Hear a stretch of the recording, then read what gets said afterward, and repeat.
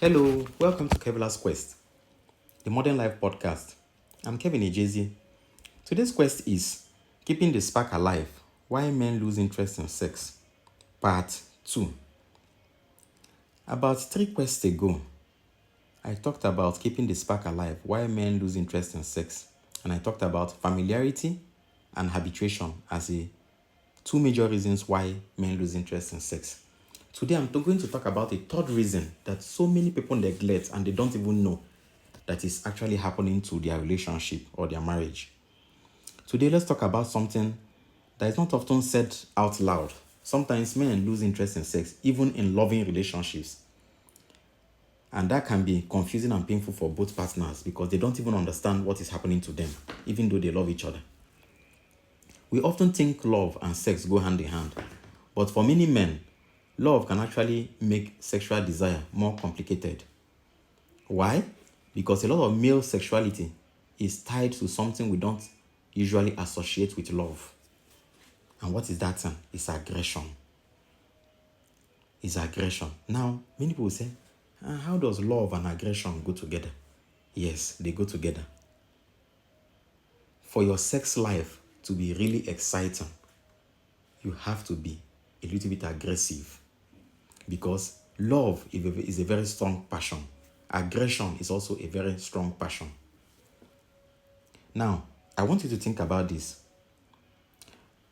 These are some of the words we use for sex. We use words like knack, bang, smash, hit. Now, if somebody hear you saying, I go knack him, I go knack him. Knack is a word we normally use in Nigeria to explain when a carpenter is hitting a wood into a furniture or something. Does that sound like a loving word? No. It's an aggressive word actually. Bam, bam, bam, bam. Same as bang. It denotes hitting something, which is a form of aggression.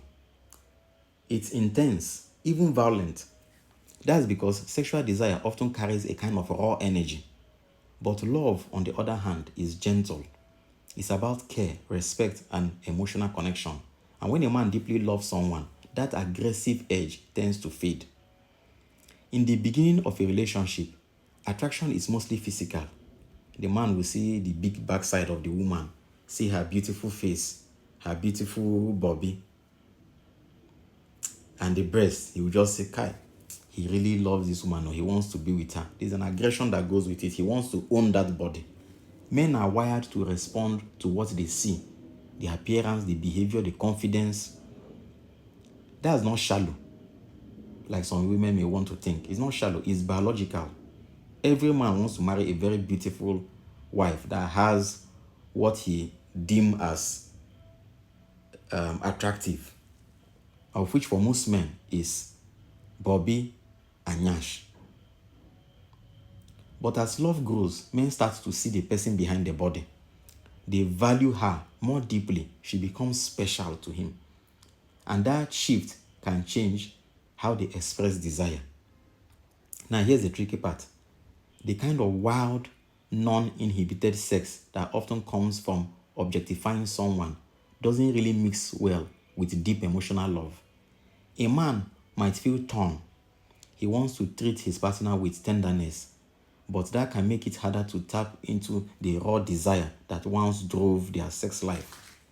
So even if that man wants to knack his woman very well, aggressively, like the way he normally does before, he can't do it now because he now deeply loves her, that tenderness that comes with love.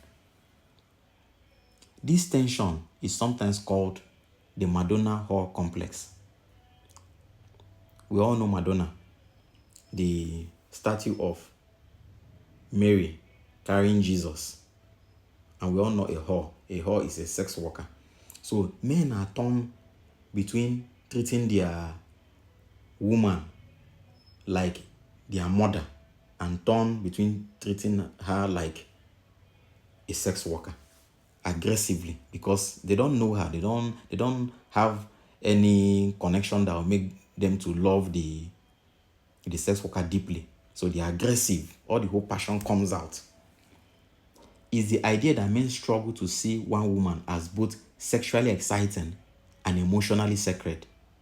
Historically, people separated these roles.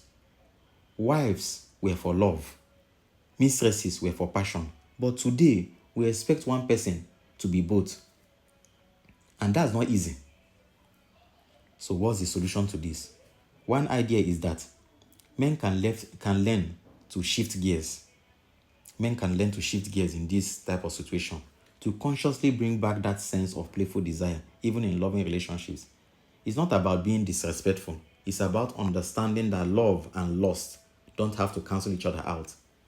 They can coexist if we're intentional about it. In the end, keeping desire alive in a long-term relationship takes effort and honesty and much creativity, so that you will know when to treat your partner, that your female partner that you like, be it your wife or your girlfriend. You will know when to treat her as a whore, and you know when to treat her as a Madonna, as people grow in the relationship. And this takes a lot of creativity. Sometimes you treat her as a Madonna, so that you can have deep self-worth for her. And sometimes you objectify her, just like most people objectify sex workers. So these things is necessary to know when to know when to switch, so that you have a more satisfying sex life as a couple. It's worth it, because when love and desire work together, relationships become not just stable, but truly exciting and fulfilling. Okay, that's our quest for today. Please subscribe, like, and share. Someone out there needs to hear this message, actually. Maybe someone like you. Let's spread strength and clarity to those navigating this journey. We'll talk more in future episodes. Thanks for listening, and take care.